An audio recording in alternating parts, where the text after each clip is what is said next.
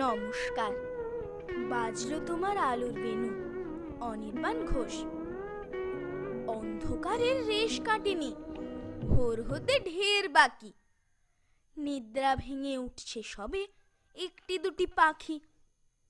আমি তখন উধাও ঘুমের মধ্যে ডুবে গিয়ে, কোত্থেকে মা হঠাৎ এসে জাগান ধমক দিয়ে, অলক্ষণে কাণ্ড দেখো, ঘুমোবি আর কত, শিগগিরই ওঠ, এ দিনটা কি অন্য দিনের মতো। ঘুমের ঘোরেই বলি, এটা বড্ড বাড়াবাড়ি, প্রতি বছর একই জিনিস, এতই কি দরকারি। দিদি বলল, কি বোকা রে, ঘুমিয়েই কাটাবি, রেডিও যেই বাজবে দেখবি পুজোর গন্ধ পাবি। দিদি বেজায় ঠাট্টা করে, মা চলে যান বকে।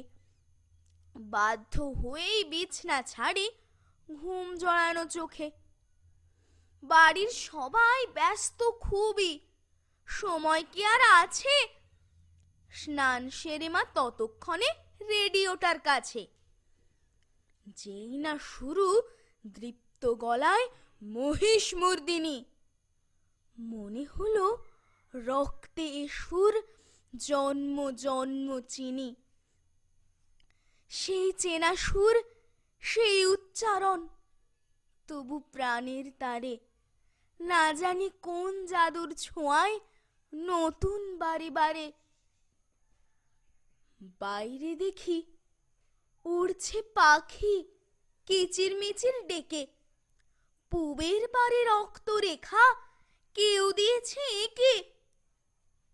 ভোরের আকাশ, কোমল বাতাস, হরেক রকম পাখি, সবাই যেন বলছে পুজোর গন্ধ পাচ্ছ নাকি।